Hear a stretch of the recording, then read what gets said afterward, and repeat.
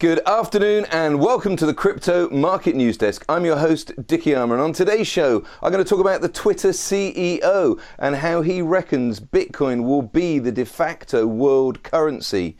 I'm going to talk about Asia's ICO token economy and how that's full steam ahead with stories based in China and Japan.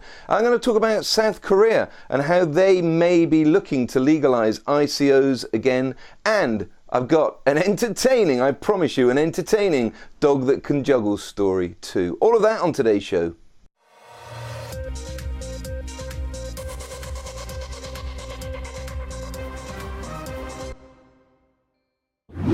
So Jack Dorsey, the CEO of Twitter and Square, has said that he sees Bitcoin becoming the world's single future currency. He believes that Bitcoin's leading emergence will probably take about 10 years. And he said in an interview with The Times, the world ultimately will have a single currency. The internet will have a single currency. I personally believe it will be Bitcoin. Now that's Jack Dorsey. Very, very clever guy, the CEO of Twitter, the CEO of Square. He knows what he's talking about. Let's hope he's right. As ever, I'm not a financial advisor. I'm not giving you financial advice. But if Bitcoin becomes the de facto currency of the world and the internet within the next 10 years, I wonder what will happen to the share price. Bye, bye, bye. Asia. Now, Asia, the regulators have been quite strict, apart from obviously Japan, but China. Now, in a recent event, it's actually taking place in Hong Kong, a conference called Token 2049, Token 2049.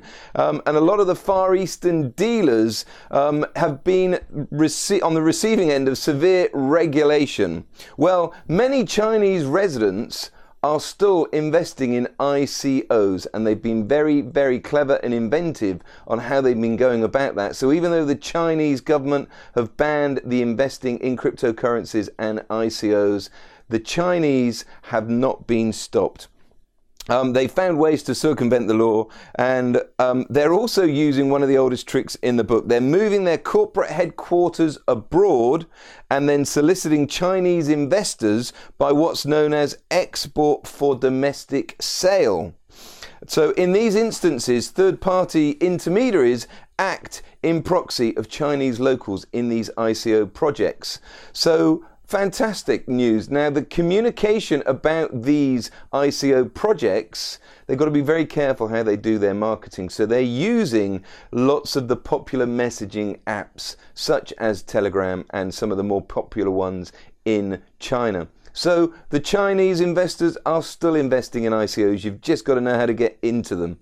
And whilst China was most of the focus at the conference in Hong Kong, Japan obviously has a slightly different narrative because they are very big fans of cryptocurrencies and ICOs. And Mike Kayamori, the CEO of Quion, the exchange group and regulated ICO platform, he did an ICO back in November, raised $105 million US, and he claims he sat down with the Japanese watchdog, the FSA, in what was a collaborative agreement. And he said, what China has banned, Japan has embraced.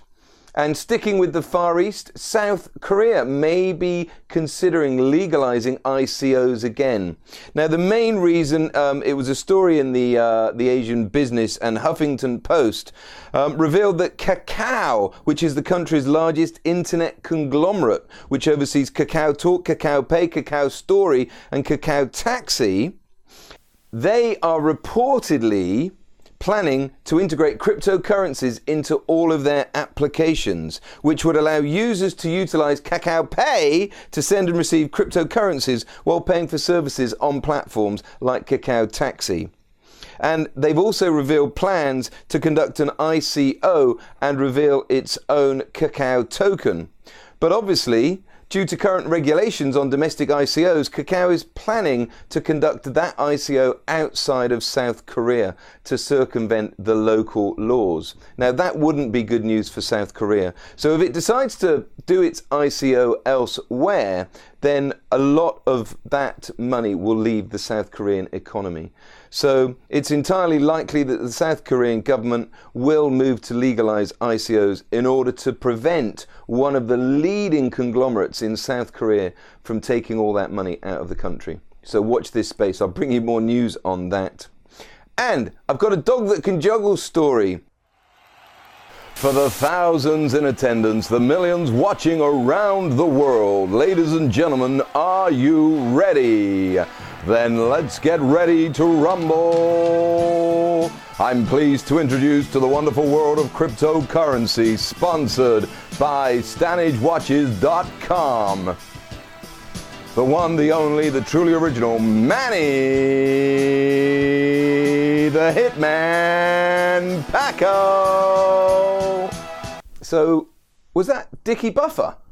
So the Filipino fighter Manny the Hitman Pacquiao is the latest celebrity to endorse the global crypto offering exchange out of Singapore, GCOX. And he is going to be issuing his own token called the PAC coin, PAC coin, PAC coin, later on this year, and that will allow his fans to use PAC coin to pay for access to exclusive content and obviously celebrity stuff sold through the GCOX platform. Now, he's also an investor in GCOX, and news overnight, Michael Owen, who is also an investor in GCOX, is also going to be issuing his own celebrity token called the Own Coin by Michael Owen, so that his fans can buy all the sort of celebrity stuff associated with him and watch Michael Owen related content through the GCOX platform. So two celebrities getting involved, more and more celebrities. I said it recently, more and more celebrities will get involved. I talked about the rapper Young Dirty. I think a lot more music artists, celebrities in general, will start to issue their own cryptocurrency so their fans can buy stuff, exclusive content that you can only get when using those celebrity coins. So that's it for today's show. Thank you so much for watching. I hope you enjoyed Dickie Buffer, and I will see you same time tomorrow. I've been your host, Dickie Armour from Bristol in the UK. Thanks for watching.